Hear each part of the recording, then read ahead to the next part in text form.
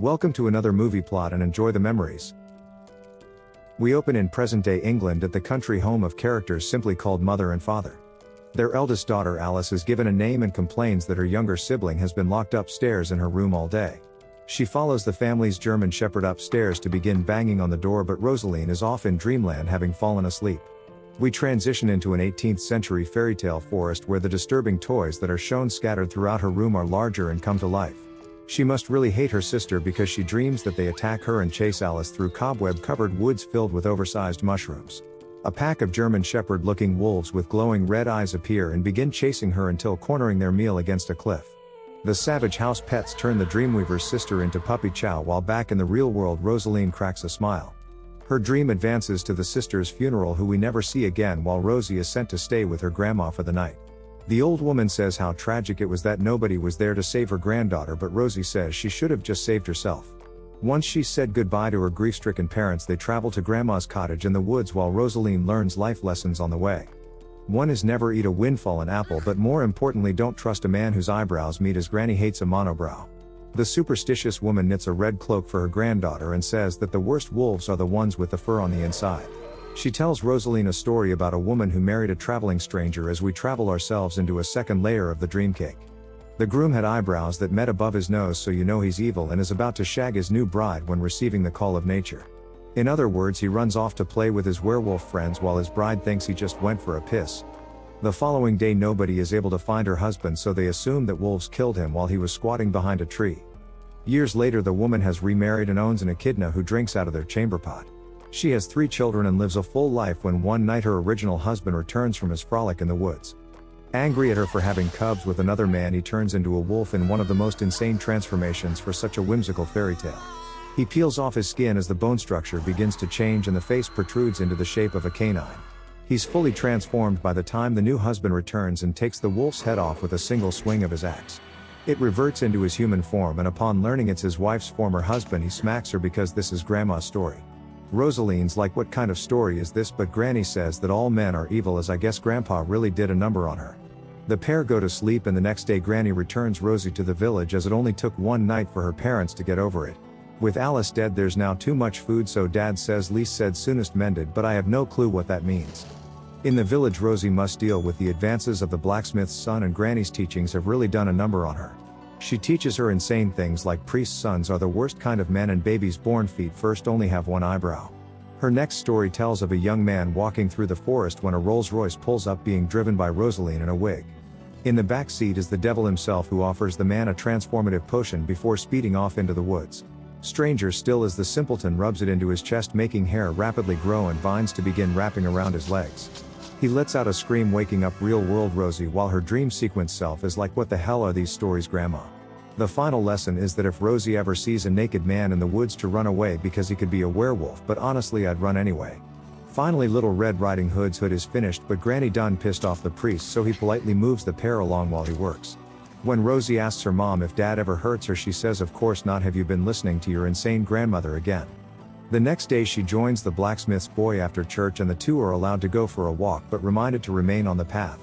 They awkwardly flirt and end up kissing in a scene full of adolescent tension and perfect for completely skipping over. The next part of this coming-of-age crap is a little more interesting, as Rosie climbs up a massive tree to find a bird's nest. She pulls out a mirror, and lipstick that once applied begins the eggs hatching little porcelain babies in one of the strangest metaphors of achieving womanhood.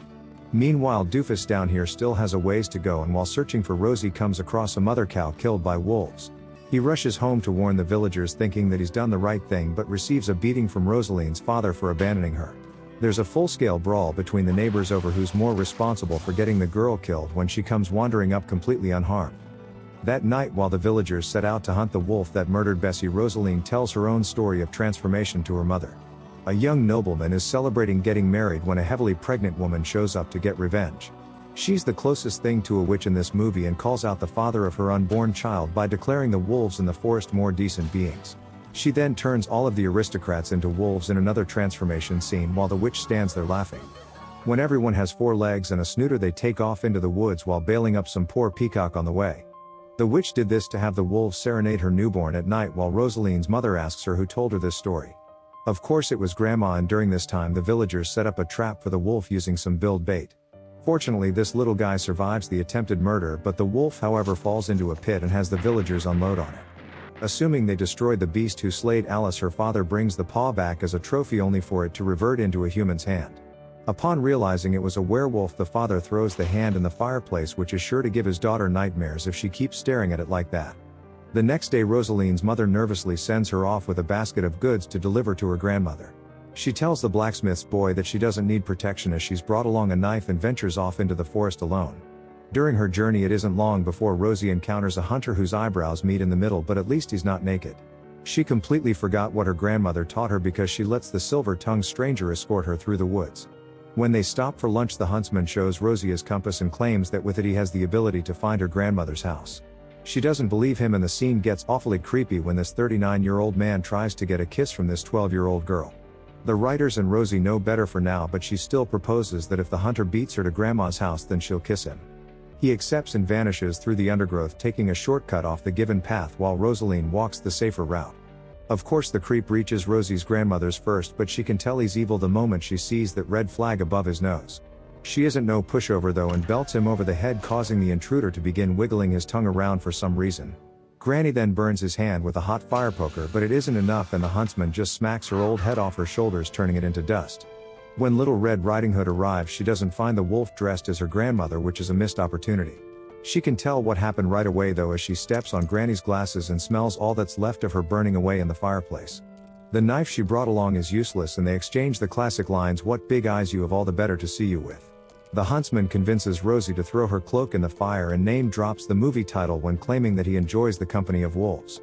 He says that he comes and goes between both worlds and that his home is nowhere when Rosie turns with his rifle but is too polite to kill him. When he takes off his shirt, she says, "What big arms you have," and sleazy Casanova says, "All the more to hug you with." Rosaleen then upholds her end of the deal and gives him a kiss but pulls away and says the line, "What big teeth you have." The hunter says, "All the more to feed on you," so Rosie puts a bullet in his shoulder because this whole scene is getting way out of control. This triggers the transformation into his wolf form and the pervert begins contorting in pain before her very eyes. It's a smooth effect with zero blood where a wolf simply slides out of the human suit like peeling a flesh banana. Rosaleen takes pity on the wounded beast and recognizes that he was only acting out the constraints of his nature or something like that. There are so many metaphors in this movie, and instead of destroying the wolf, she begins telling him a story of a she-wolf that climbed out of the well. Although meaning no harm, the creature was shot immediately by a villager and sought refuge at the church. The priest found the wounded wolf woman who was unable to speak and healed her, but apparently never gave her any clothes. Unable to live among humans, she retreats to the underworld, as the story is simply to illustrate that Rosie also feels like her home is nowhere.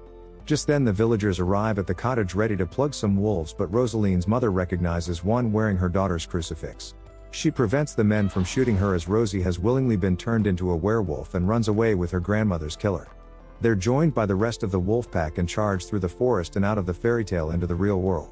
Dozens of them break into the real Rosaleen's house, who's woken up by the sound of wolves descending on her door. She lets out a scream as one dives through her window and falling toys symbolize the end of her childhood innocence. A voiceover leaves the final lesson that the sweetest tongue has the sharpest tooth, meaning don't trust anybody. And the movie ends.